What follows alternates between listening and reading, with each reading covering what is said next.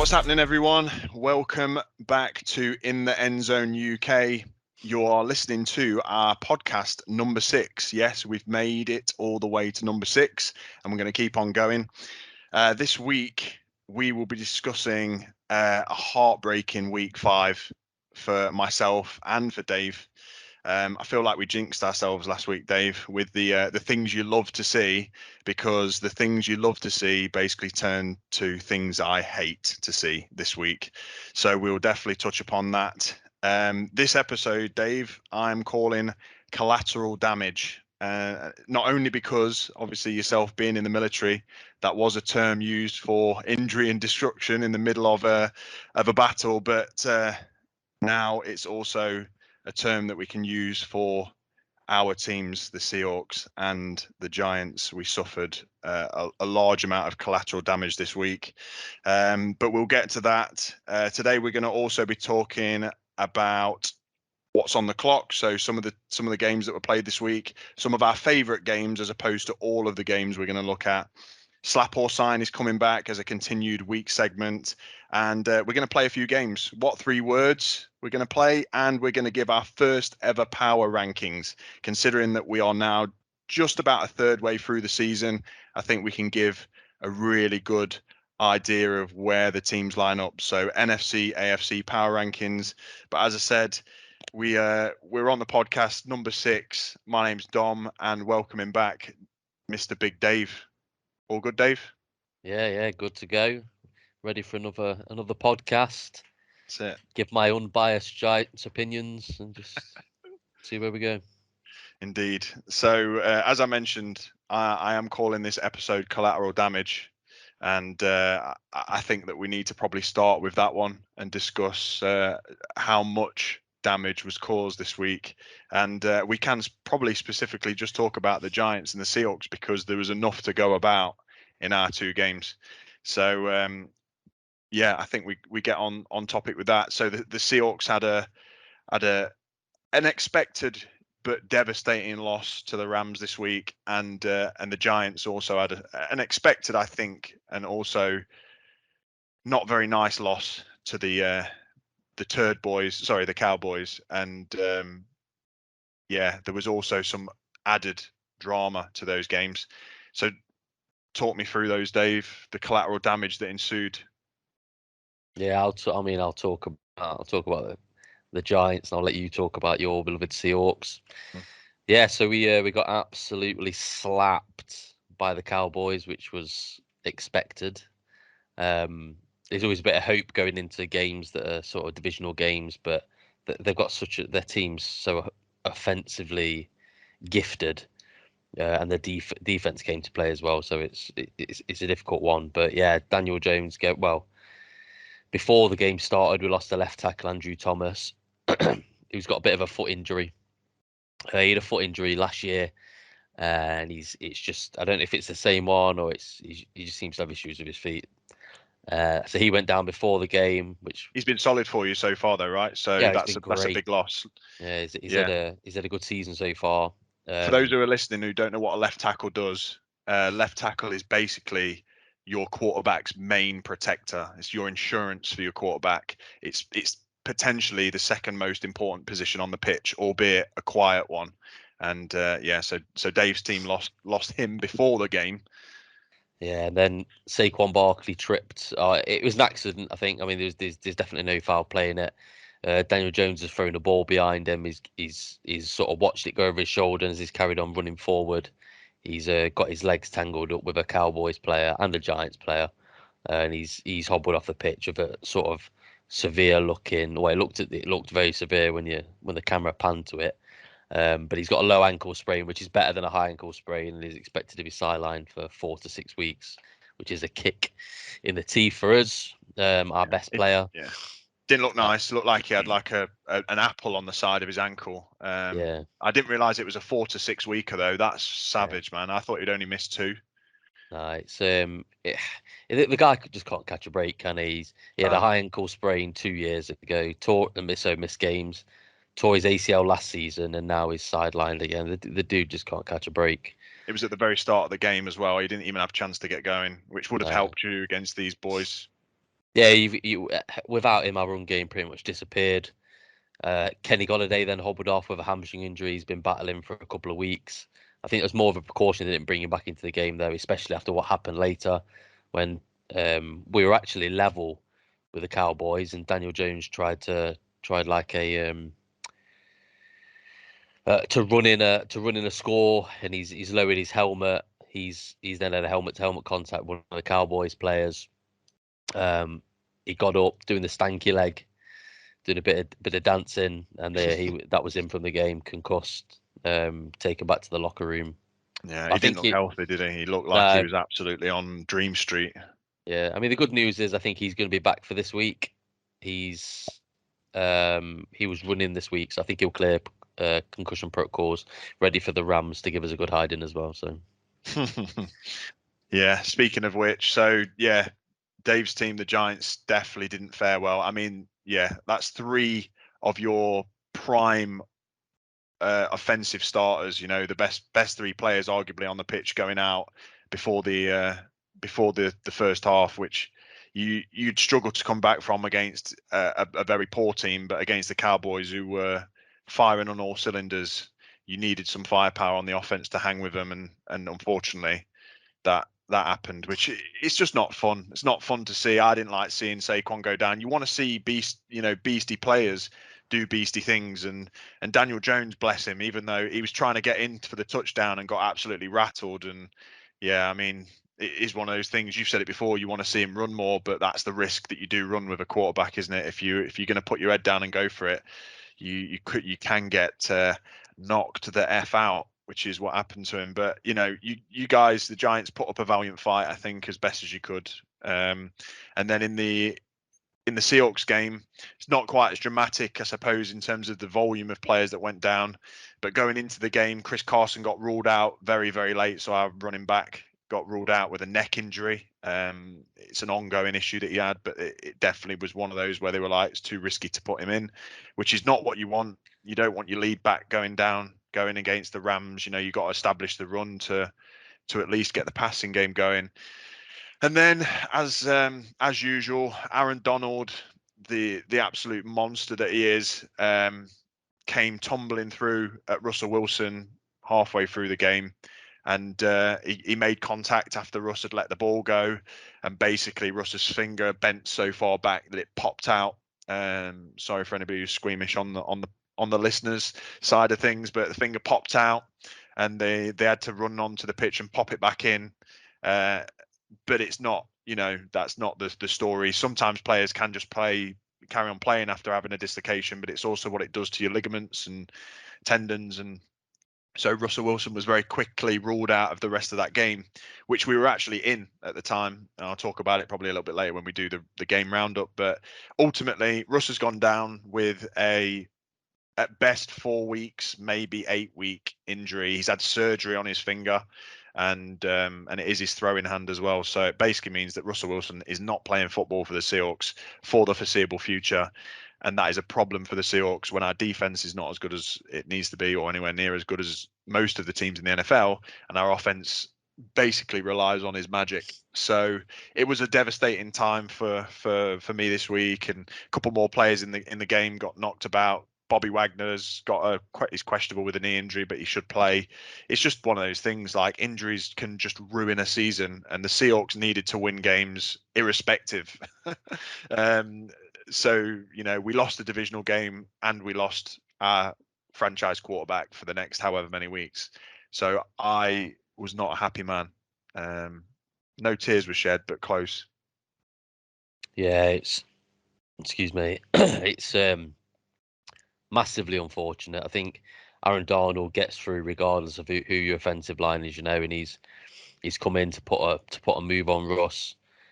He's bent his finger back, I'm sure it was accidental, but Russ has never missed a game, never missed a game before now, and now he's missing. Well, what 6 to 8 weeks? Is A it? few. They've said that the best case scenario is that he could be back in 4. We've got a bye week as well, you see, so he could miss 4 games, but you got to make sure that your quarterback's right coming into a game, and you, especially one like him. So yeah, I'd be expecting him to miss probably five games, I think. So yeah, it could be worse. Don't get me wrong. Like, I'm sat here all like, woe is me, but it could be worse. It could be a season-ending, wrist or ACL or a fracture or something. So luckily, it's not. All I can say is we need to win a couple of those games that he's out to stand a chance. So we'll get onto that anyway. I got a few things to say about how we can go on and win some games. But yeah, that was essentially some of the carnage that ensued, and why we're calling this episode Collateral Damage. Our teams are bandaged up, or if they call it in America, Band-Aid. We've got Band-Aids all over everyone.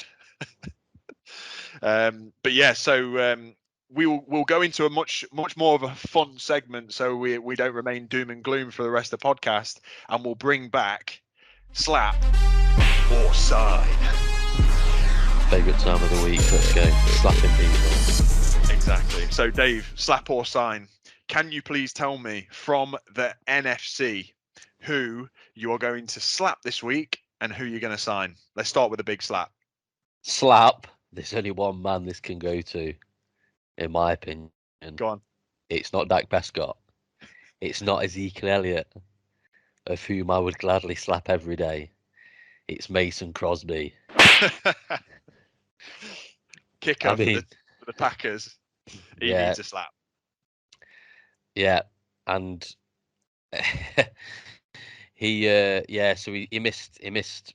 What did it? He missed? Well, he missed 3 field goals, 2 of which could have been game-winning field goals. Yeah, walk-off game winners in overtime. Yeah.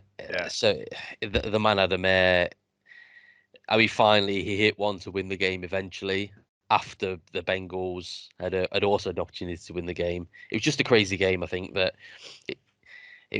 it kind of went.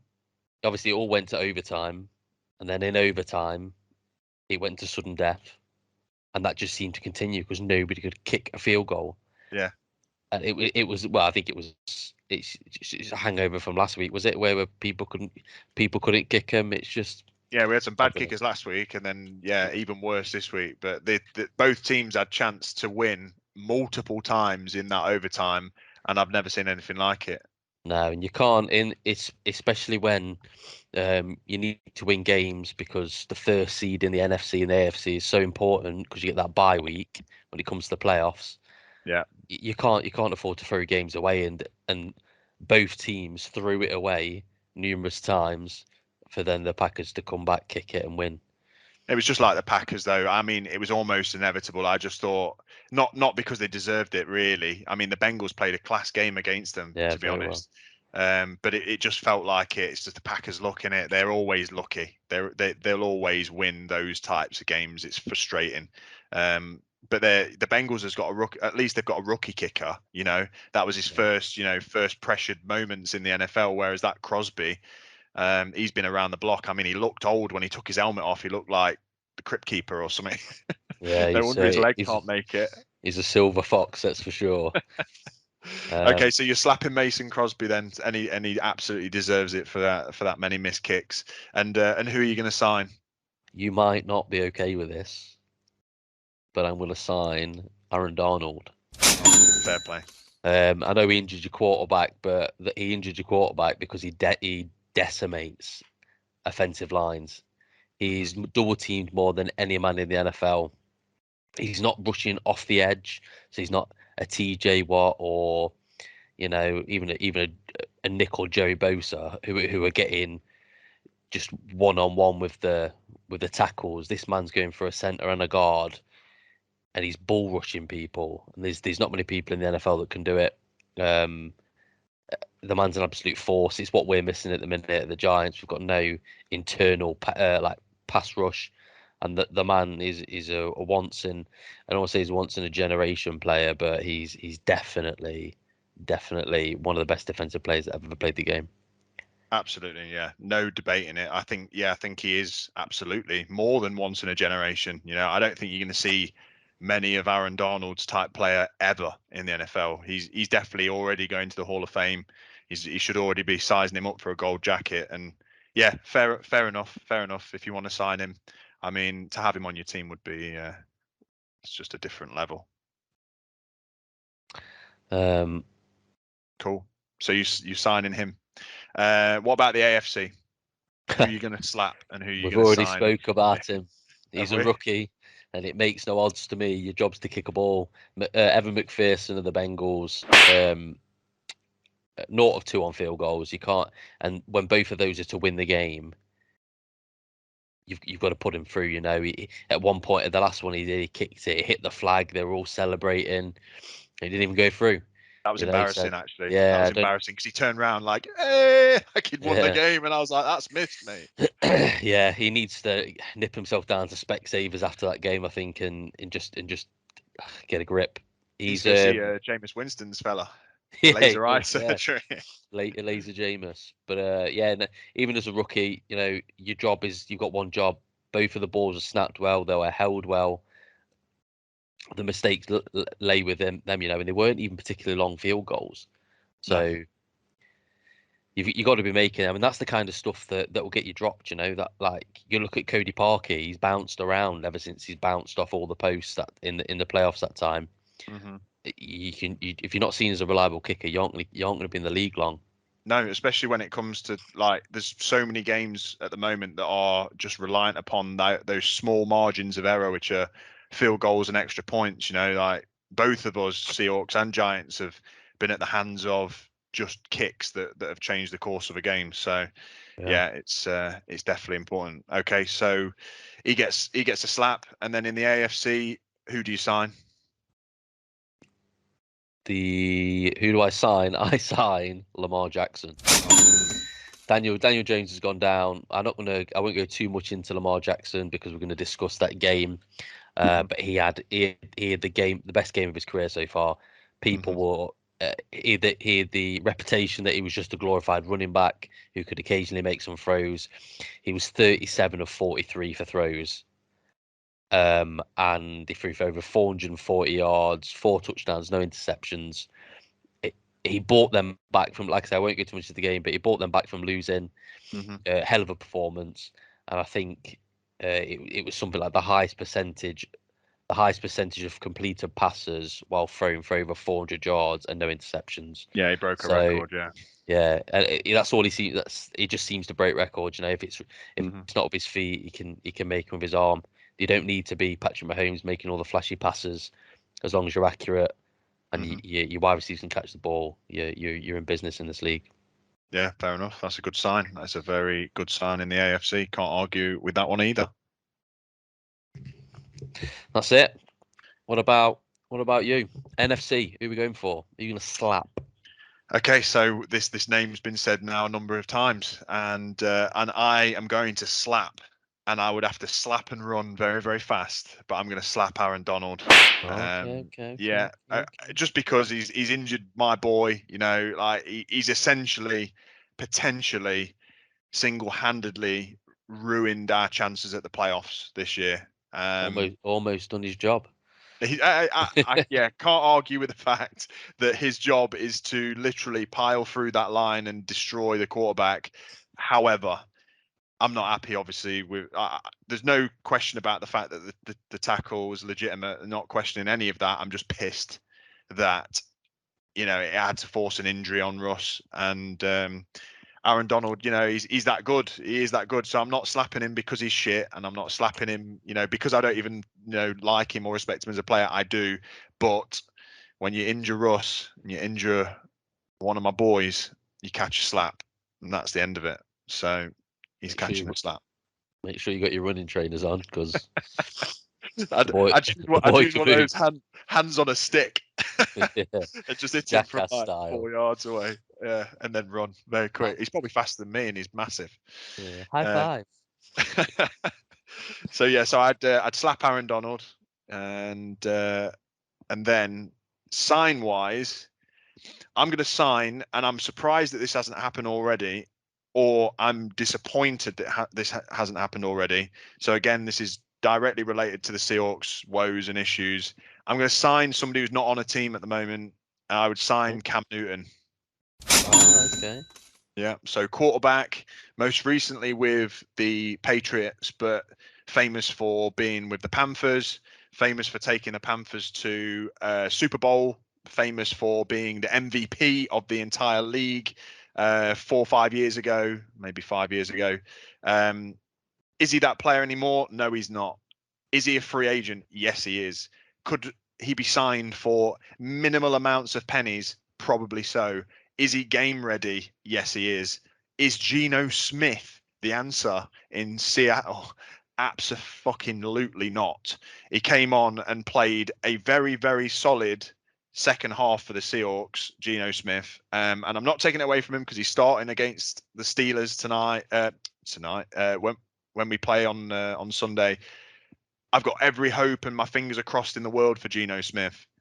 However, Cam Newton is a proven player who is just sat warm in his nuts. Like he should be on the Seahawks roster now. If the fact that they've not gone out there and got him, to me, is just mental from a Seattle perspective. Go out and get a quarterback that can win you games or win 1 or 2, because he could win them on his own with his legs. Like he's that kind of quarterback. He could make things happen. Geno Smith potentially fits our scheme a little bit better. Okay, we wouldn't need to change the playbook, but at the same time, I'd be signing Cam Newton yesterday. You missed one is in that whole thing. Cam Newton is the weirdest dressed bloke in the NFL. Yeah, I don't care about that. He can wear a dress on the pitch. Yeah, he is good, and I'll give you that. One thing I will say is when Daniel Jones went down last year, we had Colt McCoy, and he won games for us. And I think the one advantage you have for having someone like Geno Smith come in is nobody knows what he's going to do. So he could he's not Russ. The saying ain't let Geno cook unless you're talking about Gino DeCampo. But he could potentially do some bits for you. And that's the advantage I would say, as opposed to getting someone like Cam in. But you're completely right. Cam Newton sat there. What are the Dolphins doing? There's so many teams that he's better than their starting quarterback. Give the man a phone call. Exactly. I even read that Colin Kaepernick gets up every day and trains like he's training for an NFL season. And even we worked him out 2 years ago, and Pete was really impressed with him, but just thought that bringing him as a backup to Russ was a dangerous move just because of I don't know, it must have been what was going on with Colin Kaepernick, a couple of years ago, and not wanting to bring that sort of environment to the locker room. I'd have been all for it because I think he's a good bloke, and even him. But I'm rolling with Newton anyway. So that's my NFC slap and sign. My AFC will be so in the AFC I'm going to slap Steve Spagnuolo, the defensive coordinator for the Kansas City Chiefs. I can't probably tell you anybody who needs more of a slap in the NFL than him. No, you might, but I mean, our defensive coordinator's up there, but yeah. I mean, the Chiefs are almost rock bottom in defense, and you can't keep asking the Chiefs offense to do everything in a game. When they're firing on all cylinders, they maybe can, but you can't expect them to be like that. And Mahomes is making some errors, and Travis Kelce's not really been as big of a factor in the last few games for him either.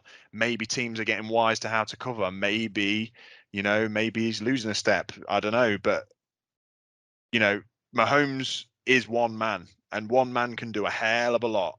But Spagnuolo needs to get that defense rocking, because actually, look at the Chiefs' defense. It is not terrible. They have got weapons in many different areas. Chris Jones, DT, top 3, maybe 4 defensive tackles in the NFL. He's phenomenal. He's done note. Frank Clark, ex-Seahawk, very good pass rusher, done absolutely zip. Tyrann Mathieu, the Honey Badger, potentially the best free safety in the NFL, one of at least. They've got really good corners. Was it Ladarius Sneed, second-year corner, who had an amazing year last year? They've got more than a lot of other teams. Why aren't they putting it together? So that comes down to me to coaching. Bad play calling, putting your offense in a tough spot. Steve Spagnuolo, get ready for it's going to be a layeth the smacketh down with a big old spit on the last one. That's who I'm slapping. Yeah, I agree. I will talk a little bit more about that when we cover the game, but I suppose, don't yeah. want to give it all away here. Mhm. But he does deserve a slap. There's a lot of defensive coordinators that deserve a slap at the minute. The Washington football team, their defense, meant to be this uber great defense, been nowhere. The Giants defense, which was great last year, been awful. You know, there's Seahawks. yeah, Seahawks. Seahawks has been on a well, we'll cover that again later on, but they've gone from real good to real bad, real Hmm. quick. Yep. And then finally, my sign of the week for the AFC will be Justin Herbert. Okay. Quarterback for the LA Chargers. He's on the rise. This week he had uh, potentially the game of his life in what was an electric game between the Browns and the Chargers. Potentially could be a candidate for game of the season. So many points, such a great game. But Herbert is really young. Came in the league last year. Looked like he had some mustard on his arm. Maybe just needed to refine a few things. This year he's refined a lot. He's come in. Seahawks need a quarterback. You know, if I can't get Seahawks to scramble to find Cam Newton, then I'd be going out and getting Justin Herbert. Obviously, never going to happen, but that's who I'm signing because he looks like the real deal. And that division with Herbert and Mahomes looks like it'll be a division of the ages for the next 5-10 years. Yeah, he's great. He came into the league ready to rock. I think he played a lot of games in college, which has obviously helped him out. He's I'd say the difference between him and Mahomes at the minute. I'm not saying he's better than Mahomes at all, but they've both got huge, talented arms. One person's making mistakes, one person isn't, and that's the reason one team's 4-1 and the others 2-3. Because Herbert's not needing his defense to bail him out because he's putting huge points up, like the Chiefs are. But he's not turning the ball over, so he's not giving the other team, empty possessions that they wouldn't normally have. So Yeah, I think Herbert's a great choice. I nearly nice. picked him. In fact, I did have him, but I crossed him out and then put Lamar Jackson. Yeah, and Lamar Jackson crossed my mind, but then actually I decided against it and went with a pure pocket passer because yeah, I just like the look of that big old Herbie at the moment. So that was slap or sign, some decent ones on the agenda today. We're now going to go into our regular section of on the clock. We're going to look at some of the games played last week, and we're going to give you the scores of the remaining games. But the first game that we'll look at was game that was pegged to be one of the games of the week. It did turn out to be a good game, but not quite as good as maybe anticipated, or at least certainly not as good for one of the teams, and that is the Buffalo Bills taking on the Kansas City Chiefs. This one finished 38 to the Bills and only 20 to the Chiefs. Bills held the Chiefs to 20 points. It's a very difficult thing to do. Dave, talk us through the Bills versus the Chiefs. Yeah, so I thought the Bills were going to win because I thought it was going to be a blowout, and the Bills' defense is number one, and the Chiefs is near the bottom. And it was interrupted at half time because of lightning, but it was a bit of a crazy first half. It was blow for blow kind of, Yeah, and yeah. then like I say, Mahomes he's turning the ball over. 54 pass attempts, which is a lot, but you've kind of got you've. I'm not going to moan at him for not running the ball because you can't really run the ball against the Bills because you need to put points up because they're going to put points up on you. Hmm. Um, but yeah, two touchdowns, two interceptions for Mahomes. I just think the better quarterback won on the night. The one that Yeah, didn't turn the ball over. He wasn't particularly. What can I say? He wasn't particularly not careless with the ball. He just when he was throwing downfield, his receivers were wide open. right. And this is what we're going to call like Sorensen, one of the safeties they've got, has been god awful. Hmm. He's been blown out in multiple games now where the receivers are just running past him. He covers them for a little bit of time, and then I think the commentator said at the time in the game that he'd been covering a corner, one of the wide receivers for 6-7 seconds, thought the play must be over, so he's kind of stopped. The receivers carried on running, and Allen's just throwing it downfield. It's a walk-in touchdown for him.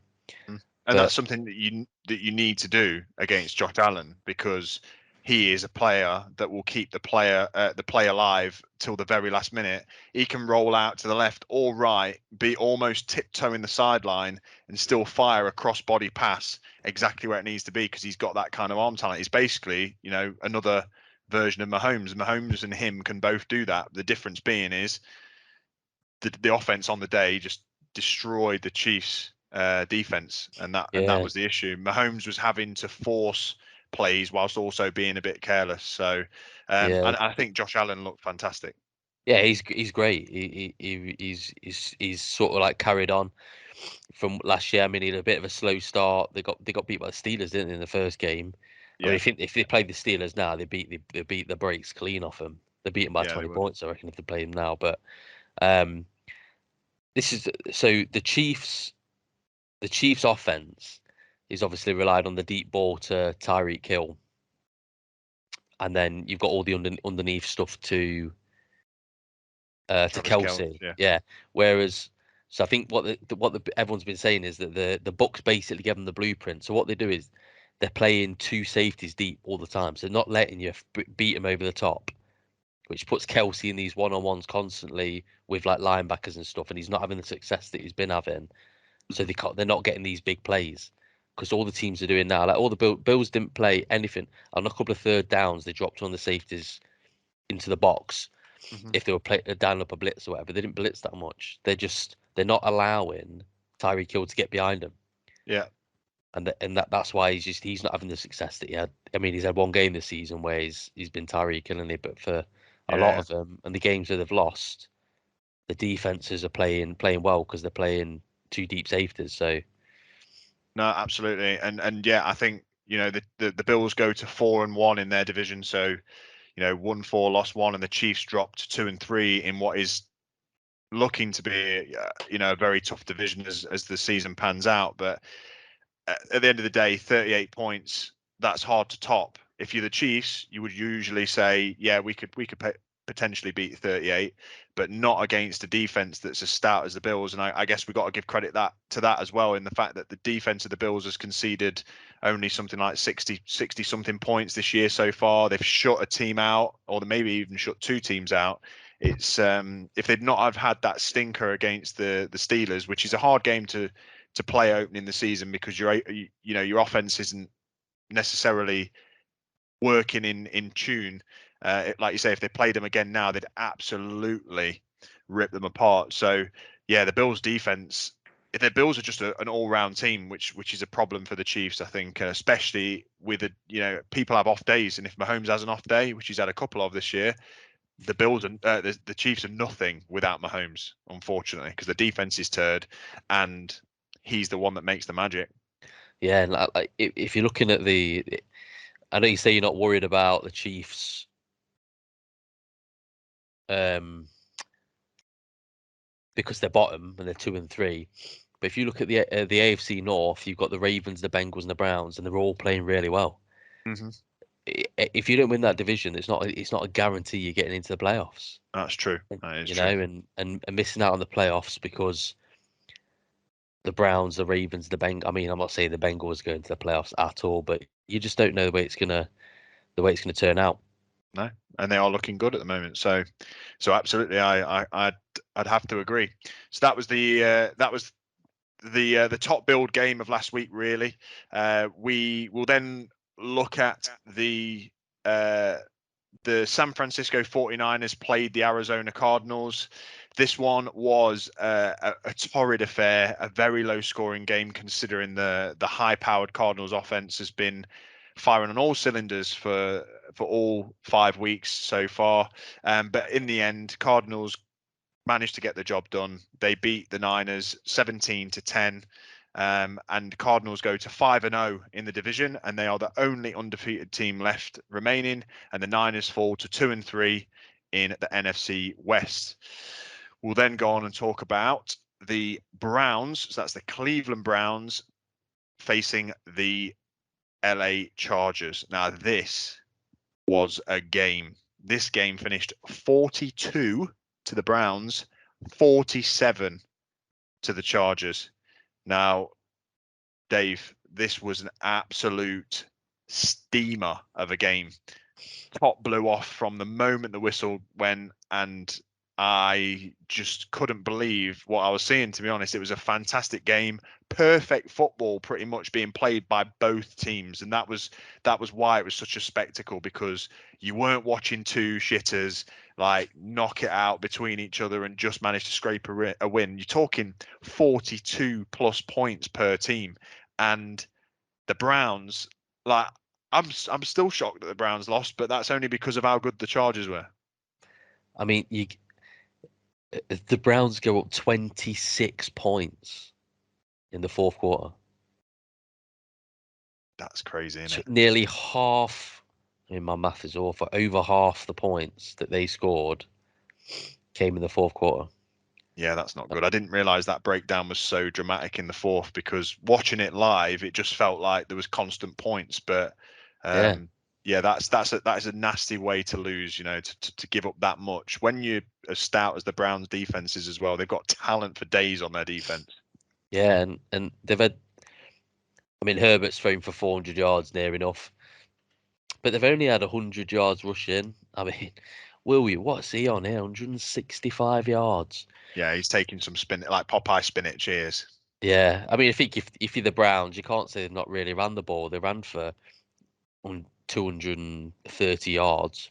Yeah, they played amazing. That's the thing. Yeah, This is the first time. So this is the first time, I think it is, when a team has scored more than 40 points, had 0 turnovers, and I think there was another element to that stat. But basically, that scenario has happened 463 times, and every team has won when you've scored more than 40 points, not turned the ball over, and had more than 400 yards. That's what it is. The 463 and 0. Now it's 463 and 1. The Browns have lost a game that no other team has ever lost, being in that winning position before.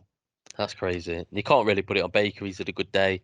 It's just good offense versus good offense, and a lot of the times, good offense beats good defense. And the Browns have got a very good defense. Just collapsed in the fourth quarter. I just don't know what's going on there. I think for me, it's the speed in which, obviously, the difference between the Browns and the Chargers are the Browns pound that rock, they run that ball down your throat, and they are very successful with it. But that generally, unless you bust a 60, 50, 70-yard run, that generally takes time, whereas Justin Herbert can just sling a ball, and like you see in the fourth quarter, you can put that many points up, and that's the difference between the teams. And it's usually what used to be the difference between the Chiefs. You could never count them out because you can score in a heartbeat. Yeah, you're right. And I think that the time of possession shows that, it's 36 minutes for the Browns to 23 minutes for the Wow, Chargers. still lost. Insanity. I didn't Yeah, realize it was that bad. no. But yeah, no, you're right. Yeah, pounding the rock is obviously a great way to win games, but it's not a great way to score points in a hurry, which is what you're right. That's what they're built for. They've got a great offensive line, which allows to create them running lanes. So Nick Chubb, and then you've got Nick Chubb and Kareem Hunt, who are both absolute tanks. Yeah, they are. Crazy game, great game though. Really, really good game. Really good game. So, yeah, if you've not watched that game, I'd say get on the NFL Game Pass if you've got it, or even just jump on YouTube, because there is some top flight football in that game. It's potentially going to be one of the games of the season. Moving on to a game that was not really destined to be watched by many, and this was the Chicago Bears taking on the I nearly called them the Oakland, but they are now the Las Vegas Raiders. This one finished 20 to the Bears and 9 to the Raiders. Bears going 3-2 in their division, and Raiders falling to 3-2. There was not anything special to watch in this game, which is why we're not going to talk about it. But yeah, 20 to the Bears, 9 to the Raiders. And there's been some interesting news off the back of that game in relation to John Gruden stepping down from the Raiders as head coach for being a little bit naughty, Dave? Yeah, just a lesson out there to people. your messages, whether they're text messages, WhatsApp messages, emails, they ain't secure. And if people find them and you've been naughty, guess what? You're done. You be gone. Yeah. So I mean, it's that bad that who did he win the Super Bowl with? I don't even know. Oh, that's poor from me. Poor from me as well. I think it is either the Niners or Where was he?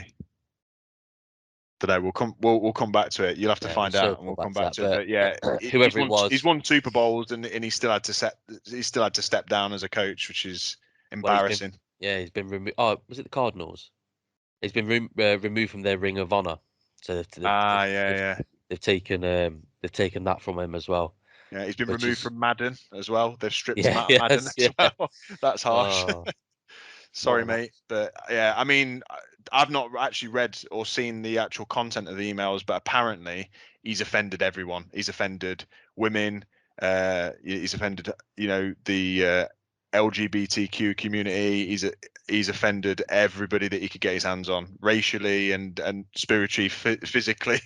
It sounds like he's absolutely done the runner, and he stepped down immediately. So anyway, we won't talk about it too much, but John Gruden, you're out of here, and I think that also speaks volumes for the Raiders. They had a terrible game, and it was the Bucs. Oh, was it the Bucs? Okay, yeah, cool. Nice. They're definitely doing much better off without him now. We'll move on to another game that we're not going to cover too much, but the Titans, so the Tennessee Titans played the Jacksonville Jaguars, or Jaguars if you are American. Titans did manage to win this game 37-19, and they kind of just took care of business for the first time in a long time, but I wouldn't have said that anything looked too impressive in that one. Trevor Lawrence had 273 yards and a touchdown, which is nice to see. Outplayed the other quarterback on the pitch, but was not enough for the win on the day. Titans go to 3-2 in the division, and the Jaguars fall to 0. That's a big fat 0-5. Yeah. Next game up, the Eagles played the Panthers. So that's the Philadelphia Eagles played the Carolina Panthers.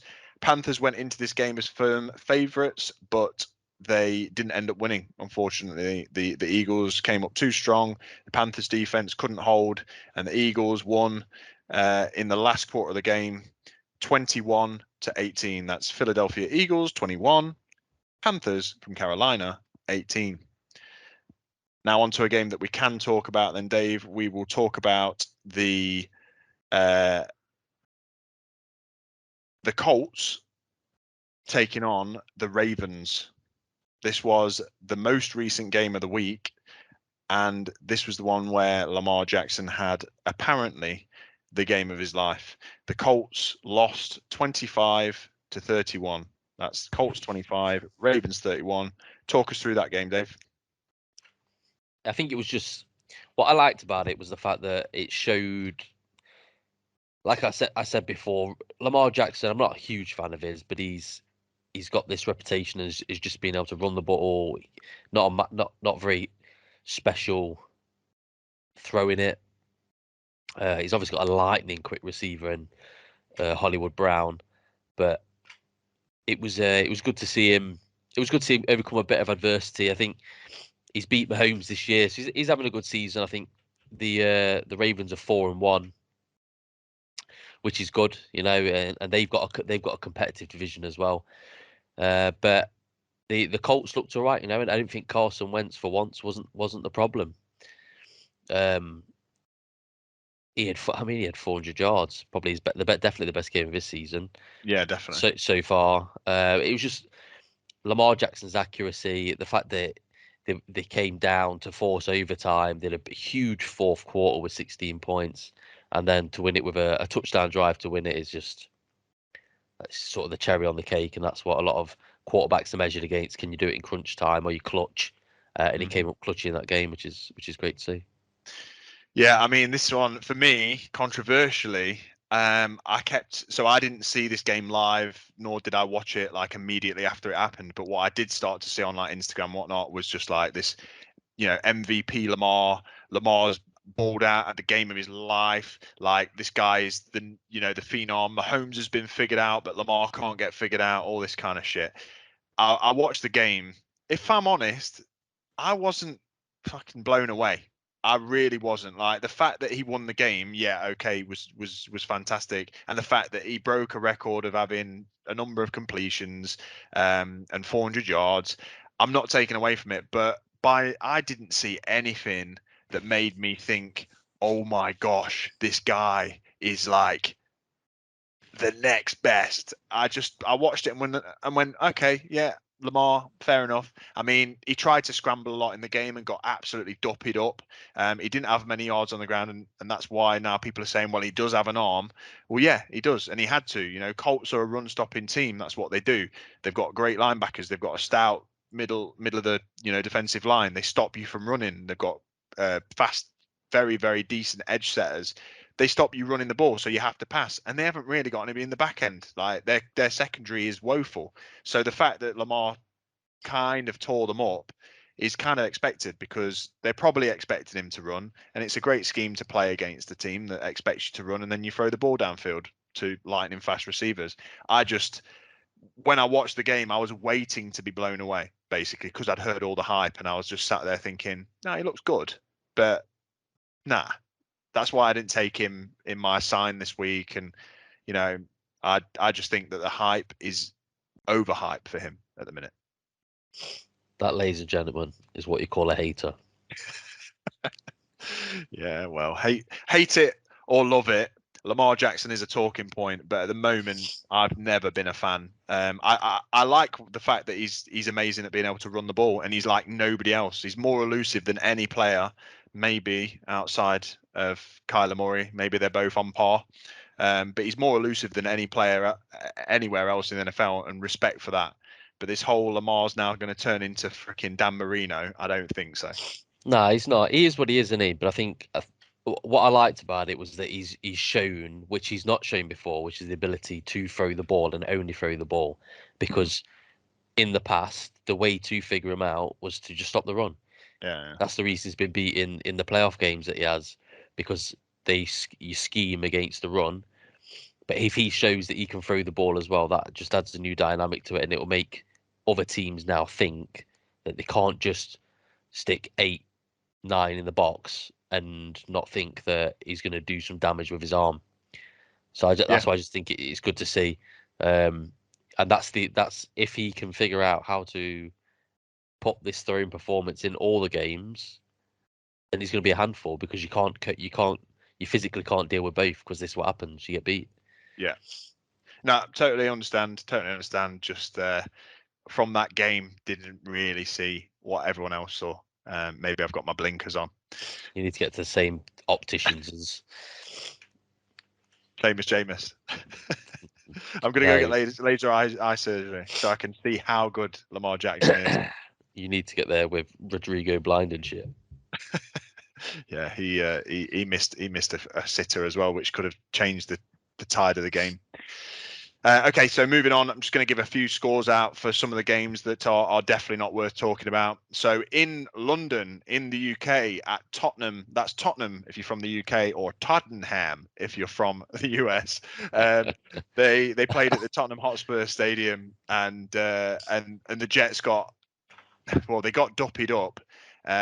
But it doesn't look like it in the score. The Jets lost 20-27 against the Falcons. Both very, very poor teams. That's the Jets 20, the Falcons 27. Jets fall to 1-4 in their division. Falcons fall or raise themselves just slightly, maybe like kind of a half pull up to 2-3. The Broncos played the Steelers. That was another absolute turd affair, where the Broncos did lose to the Steelers. It was the Broncos 19, the Steelers 27. Really not a lot to talk about in that game, apart from the fact that Chase Claypool, their TikTok superstar, Tiny Dancer, is now out for the season, which is that would go into my things you love to see segment. To him or Juju? Who did I say? Chase Claypool. Oh, sorry, it's Juju Smith-Schuster. Yeah, so yeah, Chase Claypool, he's all right. Claypool's all No, right. he's a turd as well. They're both. If you play for Steelers, you're Which an one's a bigger absolute turd, though? Juju. Yeah, there you Him, go. him, or Mahomes' brother, who's an absolute twat as well. If you're listening to this, Jackson Mahomes, just stop being a twat. Yeah, do something and else and with then your life. tell your brother's wife or fiance, whoever she is, to not gob off about other teams. And then when you fella gets his ass beat, cry about it on social media. No one cares. No one cares. No one Overprivileged cares. fox.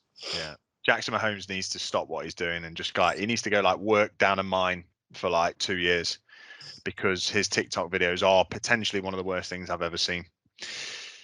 The Lions played the Vikings in what I thought was going to be a blowout by the Vikings, but it turned out to be a very close game. The Lions lost 17-19, so that's the Lions 17 from Detroit, the Vikings from Minnesota 17-19. The Lions go to 0-5, winless Lions, and the Vikings go to 2-3.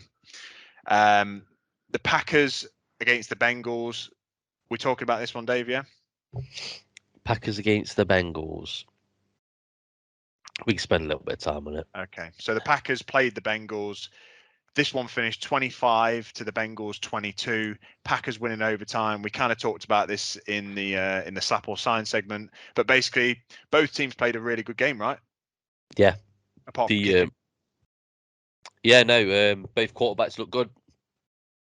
I mean, yeah, apart from kicking, what can you say? It was a tight game, pretty much the whole way through. Mm-hmm. Just looking at the Yeah, scoreboard Aaron now. Rodgers had 344 yards and 2 touchdowns. Of those 344, 206 went to Devontae Adams.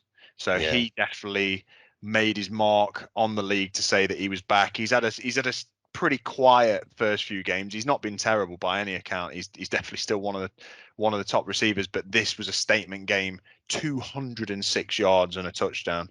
That's a hell of a performance from Devontae. Yeah, they seem to be on the exact same play every single time. Mm. It's like a little out route. Yeah. But somehow he manages to Catches average it and runs down the side, doesn't he? Yeah. 18 yards a catch. I don't know. He's a phenomenal receiver, and his chemistry with Aaron Rodgers is probably unmatched. It's Gronk Brady-esque, I would say, Mm-hmm. where And talk to they me. just know where they're going to be. Yeah, talk to me about the chemistry on the other side for the Bengals between Joe Burrow and Jamar Chase. What do you reckon to that one? Is that going to be building to the likes of a Rodgers Adams, or do you reckon that's at the moment just look of the throw? No, it's probably better because they if people can see me wiping my nose on on the video, it's because I'm a little bit poorly. All right, no sympathy. Oh, poor Dave. Don't need it. But yeah, Jamar Chase and Joe Burrow, they were at college together, weren't they? So their chemistry goes back. It predates the league, you know. And Chase and Devontae Adams are kind of different players as well. One's more of a downfield threat in Jamar Chase, but I mean, what can you say? That Jamar Chase is putting points up and putting yards up. Sorry, and he's an absolute weapon. He's clearly Burrow's favourite target. Mm-hmm. Mm-hmm. I saw that it was he's like in his rookie year, he's approaching like Randy Moss type statistics, which is crazy to think that, you know, Randy Moss is considered one of, if not the best receiver ever in the NFL. And Jamar Chase is apparently on pace to sort of match the type of yards / touchdowns as Randy Moss. I mean, obviously we're only a third of the way in, but if he is able to continue that pace, we are talking about him sort of smashing out Justin Jefferson's records that were broken just only last year. And then Jamar Chase coming in for the Bengals, which, from my perspective, as a person who really is not high on the Bengals whatsoever, but also I don't hate them. I quite like to see that, actually. I quite like to see, you know, maybe a potential new powerhouse in that already difficult division. So Yeah, good on you, Bengals. Just adds a new dynamic to it. And I think why not the Bengals? You know, I don't really like I say they're a bit of a meh team to me. They're not don't particularly like watching them, but do you know what? This was a good game, and it's probably made me watch. It's going to make me watch another game of theirs. Definitely. Okay, on to a couple more games we're just going to give you the scores for. So the New England Patriots took on the Houston Texans. The Patriots managed to win this one, and only narrowly win this one, that they should have won quite comfortably against the Texans, who are very poor. Patriots 25, Texans 22. Patriots go to 2-3 in their division, and the Texans fall to 1-4. Not too much to talk about in this one. It was just a game of football that was relatively entertaining. On to the next game. The Saints played the Washington football team. So that's the New Orleans Saints taking on the Washington football team. And this one finished Saints 33, Washington football team 22. Saints found their rhythm a little bit. They've suffered a little bit on offense in the last few weeks, but Jameis Winston managed to put up more than just 150 yards that he's been struggling to do. He had 279 and 4 touchdowns, and Alvin Kamara came alive as well, which was good to see, because he's also had a quiet one with a couple of touchdowns as well. So Saints beating the football team, and as you said, Dave, earlier on, the Washington football team's defense that was supposed to be this next level defense coming into this year has now been dominated by almost every team that it's played. Yeah, they don't look great. Definitely not. That then leads us quite neatly and nicely on from the Washington football team in their division to a divisional game played by the New York Football Giants and the Dallas Cowboys. Dave, do you want to take us through that? This one did finish 20 to the Giants and 44 to the Cowboys. Yeah, I mean, there's no way to really butter this one up nicely. We got absolutely battered. A lot of that, the score came at the end on a pick six, a junkyard. Like they weren't just content in winning the game. They wanted to set a bit of a statement, I think, and we were the ones that were on the receiving end of it. The good point from us is we get to play them again, and we'll hopefully have a lot of the players that were missing for this game. So we'll see what happens. Like I said, with all the injuries, that with the quarterback going out, the running back going out, left tackle, wide receivers, and Glennon came in and did.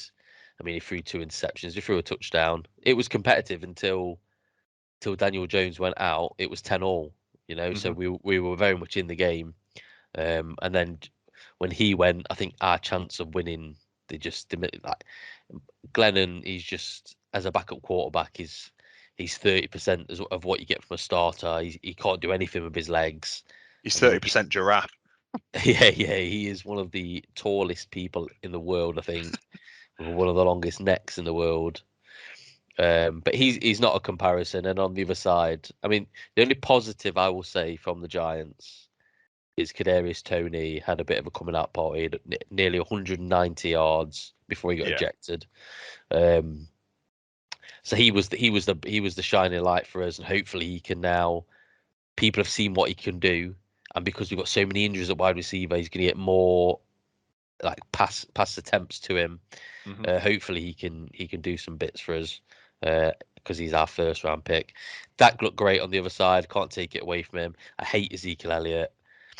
I would love to tombstone him. He's an absolute twat. But he had 100 yards on the ground rushing. He did his job.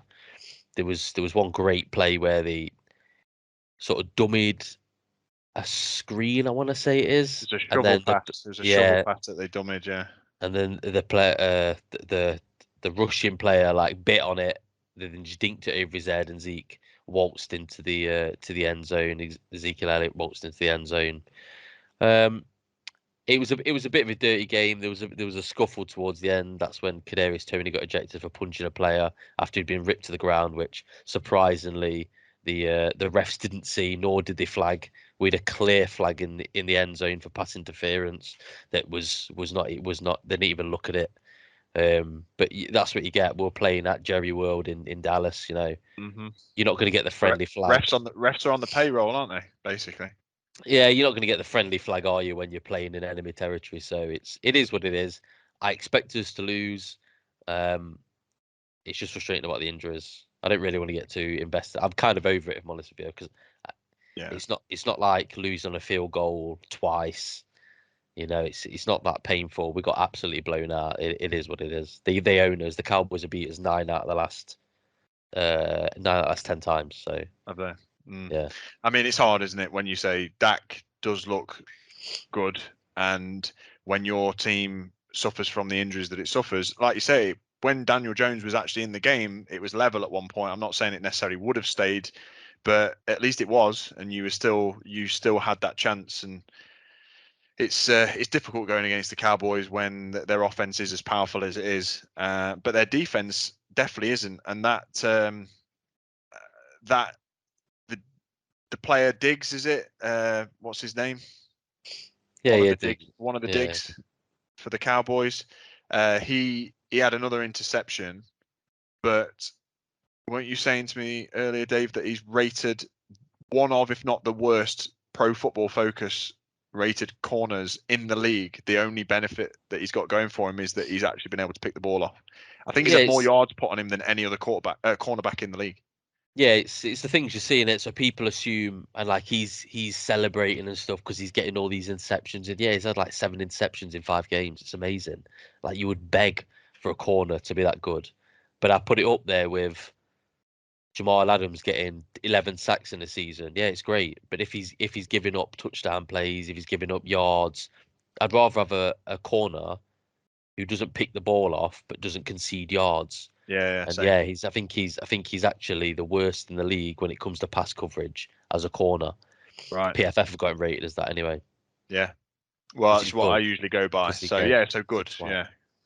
No, good on PFF for highlighting the fact that the Cowboys somehow are still shit. yeah, that's it, isn't it? Hate on the Cowboys. Yeah. And then that leads us into the final game, the one that I don't really want to talk about, but I guess I need to, and that is the Rams. The LA Rams came in to the Seattle Seahawks house on Thursday night last week. So we're talking nearly a week ago now. So it does feel like a long time ago. And the Rams go to 4-1 in our division.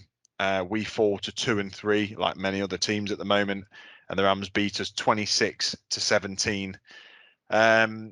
I guess what I've got to say about this one is that for a large proportion of that game, this was much more competitive than maybe I thought it was going to be. So going into the half, we were up 7-3. So it was a low scoring game, but our defenses were doing what they needed to do. Russ had popped a nice little touchdown as well to DK Metcalf, who had 2 yards off a 100-yard game and 2 touchdowns. So he had a great day against the Rams and kind of put Jaden Ramsey-ish in his pocket a little bit. He definitely had a touchdown right in front of him as one of his touchdowns, and then his second one was a little bit of a busted coverage, but still did well. And yeah, so you know we were winning at the half, which is generally what you like to see against Sean McVay, because he's not usually the most fantastic coach if he's going into a half down.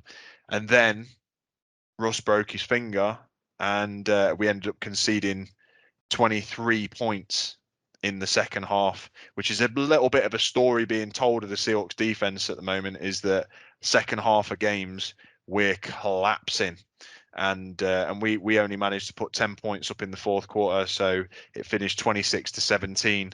Like I said, Geno Smith came in and did an okay job as a backup quarterback. You know, he threw a touchdown, but he also threw an interception at a time of the game where he was basically leading a game-winning drive. And if you put Russ in that situation, obviously not assuming that he would have definitely got the job done, but that's what Russ does. You know, generally, I'd say 8 times out of 10, Russ comes back and he leads you through a fourth quarter with a game-winning drive and puts the other team to bed.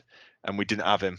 and that obviously shows. And Geno Smith did a good enough job, but he got intercepted, and the Rams were able to just sit on that win, which was a shame. And we locked down Cooper Kupp, but then Robert Woods comes out and has a day, 150 yards and 12 receptions.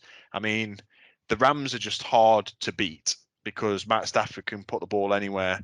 So you cover up his number one, wide receiver, and he just finds someone else. So I had a few positives to take from that game. If Russ had come out of the other side healthy, I'd have actually felt pretty good about it. Even if we'd have lost the way that we've lost, I'd have gone into the next few games thinking, well, we can hang with the Rams at times. We can definitely beat the next few teams that we've got to play. But now he's injured. It just every game that we play now, a win is monumental, huge if we can. So that was the game for us. And like I said, we've got a few knocks as well as Russ being down. Chris Carson's injured. We've got Bobby Wagner who's got injured knees. And I just hope that everyone can get healthy for the Steelers game this week. Yeah, it's a bitter pill to sort of swallow when your quarterback gets wiped out. It's happened to me a couple of seasons now, so I know exactly how you feel when the backup's playing a few games. It's what you take for granted that these quarterbacks are pretty much just they're so robust. You've had it with Russ where he's never gone down. We had Eli before for 15 years who never missed a game from injury. Yeah. And I think that so you don't need that great quarterback or you don't need a good quarterback as a backup because you're just relying on the fact that your quarterback's going to be there, and when he's not, it's just one of those things. I'm just looking at your rush. There's no rushes there with the Seahawks at all. Not when Carson's out. When Chris Carson's out, you don't get any rushing yards. No, and it's unfortunate, isn't it? And I mean, if Russ stays in, you're potentially winning that game. It's just frustrating. I know it is, and you've got the fight on now because the Rams and the Cardinals both look very powerful. They're Deshaun Jackson are like a 70-yard. His one reception was for 70 yards. That's what his average was. In that game, they've just got so many weapons. The Rams and the Cardinals are the exact same. Yeah, it's a really tough division to be in for sure. Yeah, really tough division to be in, especially when, like you say, when your quarterback's injured. So we'll see what happens, but fingers are well and truly crossed, arms crossed, everything crossed for Russ to come back sooner rather than later. Because if we are going to make the playoffs, which is, that's what it's all about. It's about the exciting one-off football games. If Russ does make the playoffs, that's what we want to see, but it's going to be a really tough ask if he's going to be out for any more than 4 games. It would be a tough ask even if he's not. So let's see how that goes. And that brings us to the end of On the Clock and the review of all the games that was played this week. We are now going to roll into a quick news segment called What 3 Words. So Dave, I'm going to give you some random teams, and I want you to just give me 3 words that you associate with those teams, and you can fire back at me another random team, and I'll give you my 3 words that I think describe them most appropriately. Sounds if we good. Can. All right. So what 3 words? So I'm gonna give you, to start with, may as well talk about it as we've just spoke about it. What 3 words? Seattle Seahawks. Seattle Seahawks. Pete's last dance. This needs to be Pete the Meat. They need some young blood in there. He's too old. His defense, since the Legion of Boom, where they were number 1 in most of the defensive stats and categories, are now very close, if not bottom of the league in defense, and that's meant to be his speciality. I think you need some fresh blood in there. So yeah, Pete's last dance. Get him gone. I'm sick of the way he chews chewing on TV. That is annoying. Okay. One for me. The Broncos. The Denver Broncos. Oh, okay. Broncos. I'm going to go with Bridgewater Ordinary Reevaluate. They're my 3 words. Bridgewater, ordinary, reevaluate, because as they ain't fooling me and they ain't fooling anybody.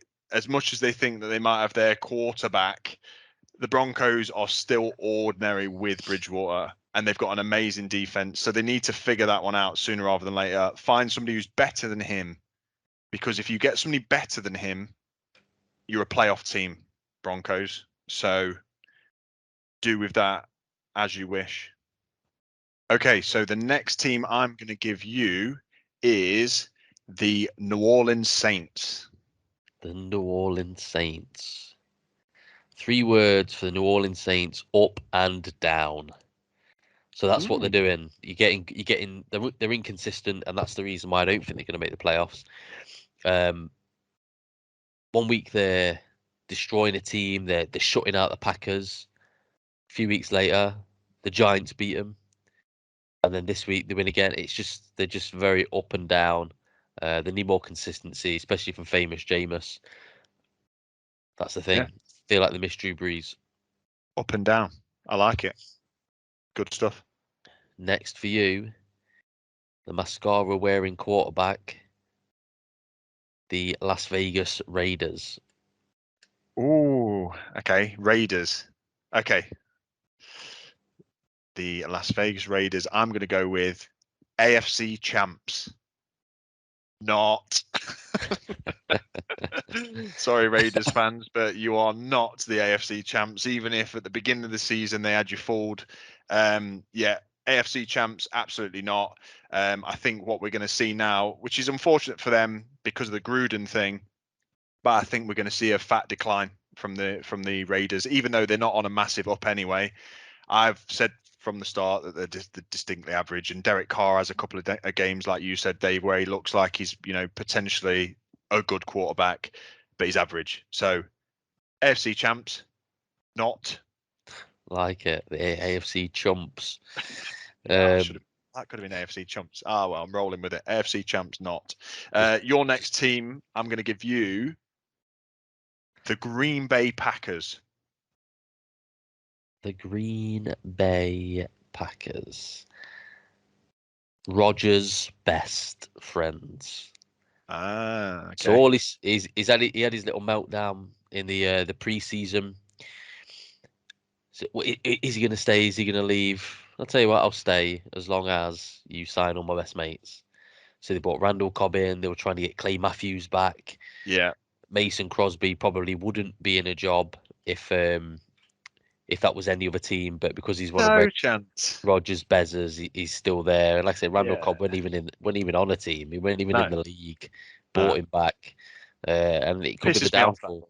Yeah, pisses me off, that does, because he was just like, Rodgers just seemed like a spoiled little kid in the off season, and you have to look after your franchise quarterback, but bringing your best mates in, like you say, Crosby, he won't be on the team. He sits next to Rodgers on every flight apparently, wherever they go, anywhere. So he's obviously like bum chums with him, and yeah, he can miss free kicks in a game that could potentially win the game, and he'll still be kicking next week. Anywhere else, he'd be on the dole.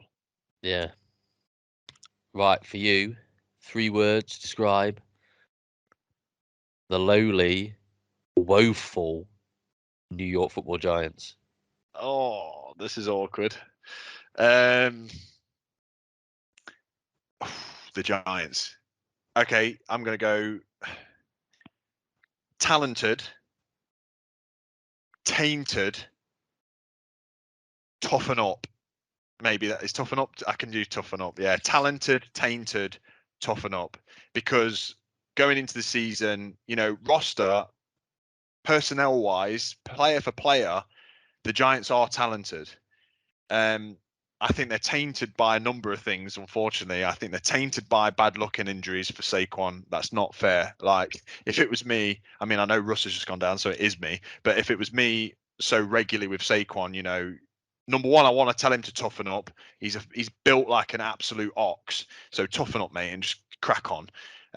But they're so talented, but they are tainted with injuries. You're unfortunately also tainted with an absolute garbage offensive coordinator and a defensive coordinator who's not pulling his weight either. So, yeah, so and then toughen up. I think that's just a thing that the Giants need to do. Just get a bit angry, play fierce, and stop playing soft. So a lot of soft defense going on, and I'd have still been also just riding Barkley, as soon as he's healthy, because then he ain't duppying out the backfield and getting rolled up on. He's putting his head down and going through people. So yeah, that's my take on the Giants. Toughen up. Yeah, they're playing some very soft defense. yeah. Next for you, this will be a good one. The the Dallas Cowboys. The Dallas Cowboys. I'm gonna go for the real deal. Oh, some So respect. I'm gonna put a little bit of respect on the name, only a little bit, because they are still a bunch of shithouses. I thought I was gonna get something totally different there. I thought it was gonna have to like beep every word out. The beep. Yeah, no, they've all the hype. There's always hype around the Cowboys, isn't there? America's team that nobody in America actually likes, unless you're a Cowboys fan. Everybody hates them, but they put it together. They've that's come back of his injury, and they're putting together. They look like a legit team in the NFC, and you may see them in the power rankings. Maybe. Nice. Right, for you, it should be an easy one for you. Go The on. Kansas City Chiefs. Oh, okay. I love the Chiefs, but let me be realistic with 3 words to describe the Chiefs. Okay, I'm going to go embarrassing, sharpen weapons. That's what I'm going with. At the moment, if I was a Chiefs fan, a legitimate one, I would be embarrassed. I feel like they have been handled in recent weeks, and again, sharpen your weapons. The Chiefs cannot sit about and say that they're talent poor. Like they just can't. They have got the best physically gifted quarterback in the league right now. They have got one of the best wide receivers in the league. They have the best tight end in the league. Their offensive line has to be one of the best on paper. They have got fantastic defensive players positionally. Some are garbage, but they have got more going for them than the Seahawks. They've got more going for them than a number of teams on defense. So be embarrassed and sharpen those weapons, Chiefs. Happy days. Couldn't agree more. I will give you the LA Chargers. LA Chargers, best in AFC? Question mark. Question Oh, mark's not a word. best in AFC? Question mark. Yeah, they beat some good teams now, and I think they're maturing as a team, and they're starting to enter that conversation with the Bills, the Chiefs, of can they be a playoff team? The Sandy Rivers era is gone. It's time for now for Herbert to get that team and move it forward. Agreed. And yeah, that is a big question mark as well. It's a legitimate question right now. Okay, for you, the cheating 6-time Super Bowl champions, New England Patriots. Oh, okay. New England Patriots. Brady was God. Yeah, he was. Simple as that. Brady was God. So whatever the Patriots thought that they had outside of Tom Brady, they don't have, basically. Brady was the Messiah, the God, the Zeus, the the man in Foxborough the whole time. And Bill Belichick, I'm sure, fantastic coach, and I'm sure that he will coach the Patriots into positions where they can win, but they will not be competitive whilst they've got the roster that they've currently got. And I think that even now, Belichick was trying to be smart with his off-seasonal signings. He brought in that 2 tight end set, the Hunter Henry, the Jonnu Smith. They were going to be his new Gronk and well, dare I say Hernandez, You can unless say one of it. them murders someone, maybe not. But I think that's what he was going for, and he was going to be a power run team and all that kind of stuff, and it's just blown up in his face. So he's trying to do a little bit of everything, which is making the Patriots average. And Brady was God. Brady was God. Brady still is God. Brady is nearly God. Right, Jacksonville Jaguars. The Jacksonville Jaguars Jaguar. still no wins. Yeah, they stink. Outside of like what potentially Trevor Lawrence could be, the rest of the team stinks. They've got Robinson who's a very good running back.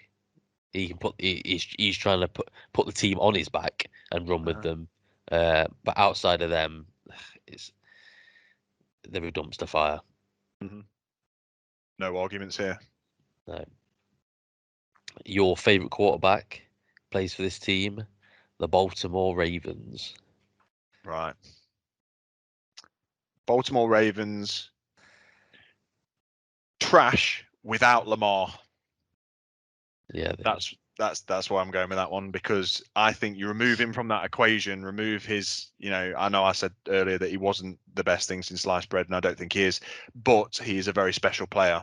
Remove him from that team. They've schemed around it. They've created a team that basically runs off Lamar. Without him, they would be shit.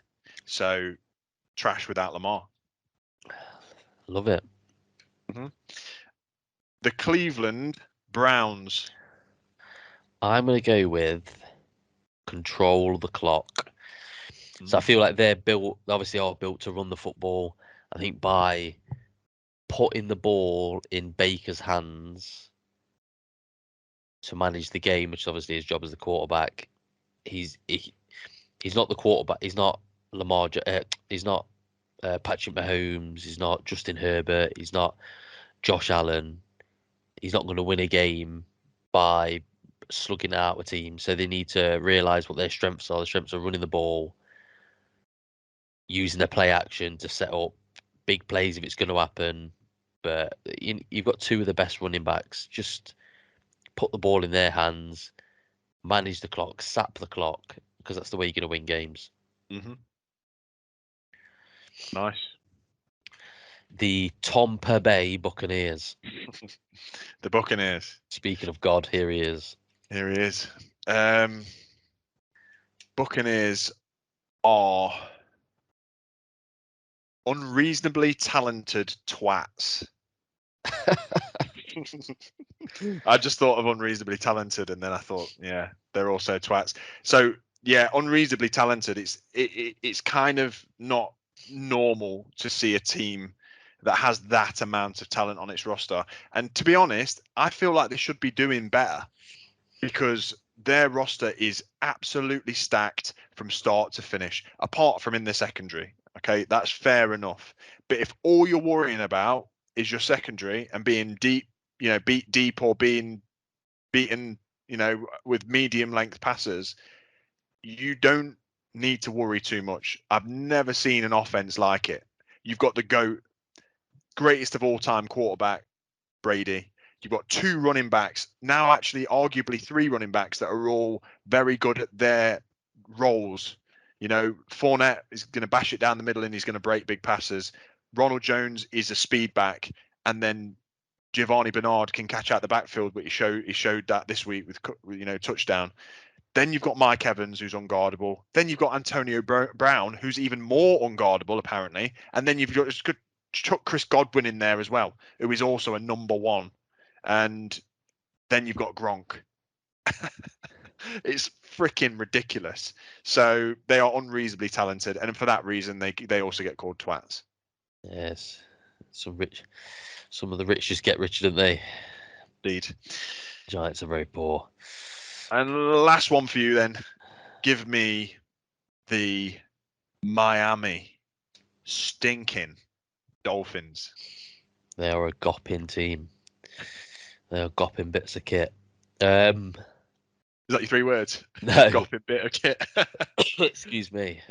Many quarterback questions. Yeah, true. They don't know what they're doing there. Tua, he isn't the one. He isn't at all the one. He's not big. He's not got a huge arm. He's not particularly mobile. He's made of the finest bone china that you can possibly get. A small touch and it just cracks or chips. Mm-hmm. And then what have they really got outside of him? Jacoby Brissett. Woeful. Nobody wants him because he's awful. Mm-hmm. So do they blow the whole thing up? Do they start again? Do they draft somebody new? They should if they finish with a top pick. Yeah. Or trade. Yeah. For sure. Deshaun in there. Yeah. Speaking of Deshaun Watson. Oh, Houston no. Texans. Oh, okay. Houston Texans. And you can't say fucking dog shit. Stop. Well, that's yeah, I mean it's got to be something along those lines though. So franchise famously fucked. That's what I'm going with. God awful. Yeah, it's worse than being awful though. So when I say franchise, I mean as an organization, they are in turmoil. You know, it's not just the fact that they've got some crap players or that they're not playing great football or that they don't really have a strong roster. That franchise is in absolute ribbons. Like they got seen off by a head coach that's now, you know, not there anymore. It looked like he meant to mess them up. Like when you look at it on paper now, it looks like it was a sabotage session before he was booted because they've got nothing. And if they are looking to get rid of Deshaun Watson, which they obviously are because they want to play there anymore, they aren't looking good. They're, you know, cap space wise, they've paid him multi millions, and so somebody needs to take hold of that contract. They don't have many picks considering the situation that they've been in, so they can't even rebuild.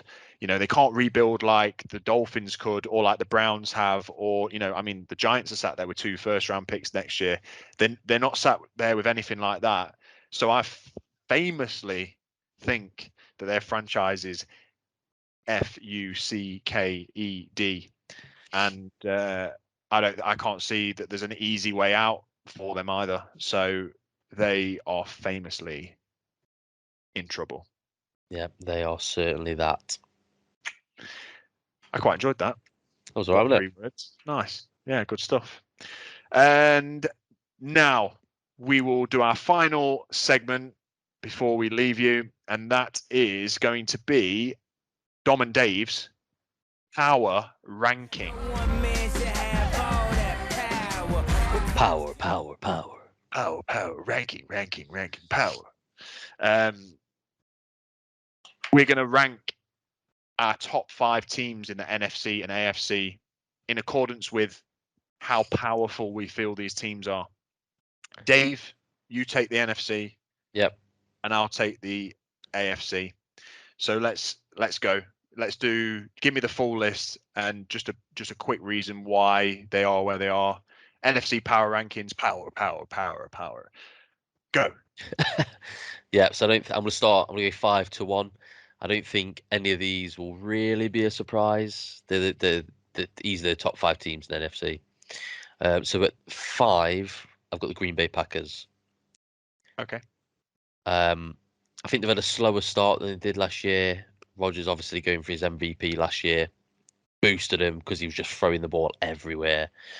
So I've got them at 5. It pains me to put the Dallas Cowboys at number 4, but I do think they are legit. I do think they're a playoff team, and they could potentially, depending on who they get in the first round, they've got the ability on offense to put points up, so they could potentially have a little run in the playoffs. At 3, I've got the Rams. So they are slightly edged out by the other 2 teams because I think the other 2 have got more to offer. But the Rams, they look good. They're looking good under Matt Stafford. They got busted by the Cardinals, didn't they? But I don't know Well, everybody's been busted by the Cardinals at the minute. 2, I've got the Bucks, so the Tampa Bay Buccaneers, which may be a surprise to some people, but they're not undefeated, and the team, I feel, with the most power going into week 6 is the Cardinals. And I think they're rightfully number 1. They've handled everybody apart from the Niners pretty much. They've handled all comers. They put points up, and the defense doesn't look too bad either. They did what they had to do against the Niners, didn't they? Like the Niners they're always a bit of a stifling defense. They're always going to throw you off your normal game plan, but to get another win is good. So Cardinals top, undefeated. Yeah. NFC West going strong. Yeah, there's a few in there, isn't there? But no Seahawks. No. It's all right. I don't blame you for that one. Okay, so my AFC power ranking, if we're starting from 5, at number 5, I'm going to put in my AFC, 5th goes to the Baltimore Ravens. Okay. So I'm going to slide him in at 5. As I said, I'm not blown away by everything that they do. I think their defense is questionable as well, as much as, they've played some relatively easy games. And they've also played some hard ones. So I think they've had a good balance of finding out who they are. They've won the majority, like you said. They've only lost 1, and yeah, I think that they go in at 5. They've definitely got a chance to take the playoffs by storm. But it all depends on that man, Lamar, and how he can actually handle that team moving forward. So Ravens at 5. I then slide in at 4 the LA Chargers. Okay. Yeah, maybe lower than what most people would put them, but I'm putting him in at 4. They're obviously a great team, and Herbert is on fire at the moment. I just want to see that remain consistent throughout the rest of the year. He's only a second-year quarterback, and there is no restrictions on a second-year quarterback. Doesn't mean that they can't go to the Super Bowl. Doesn't mean that they can't win playoff games. But I just want to see when the heat really turns up down at the far end of the season where I think they'll be. But right now, I put them in at number 4. I think they still have some questions for me, but their performance has been good to this point, so we'll see. And then at 3, I'm going to throw in the Kansas City Chiefs. So I throw the Chiefs in at 3, and I'd still say that as much as they're not playing to their potential, I still think that they personally, this is my power rankings, I think they've got more power than the Chargers, and I think they've got more power than the Ravens and anybody else. So the two teams that have beat them, they have more power than. Yeah, no, I know they've lost. I know they've lost. But I feel like they're very controversial. Yeah, I feel like it'll come good. I think it'll come good. I think that they're working some problems out, and I mean, I'm very, very open to be eating my words in another few weeks, but I think the Chiefs will come good, and they won't be able to be held down for long if the defense can start to do something, and it should, because they've not lost pieces. Spagnuolo just needs to get something rolling. If they can start to stop those points, everything changes for the Chiefs at that point. So we'll see if it happens. And yes, the teams that have beat them have gone underneath them, but I got faith in the Chiefs. Very controversial. Above the Chiefs, I am going to put the Cleveland Browns.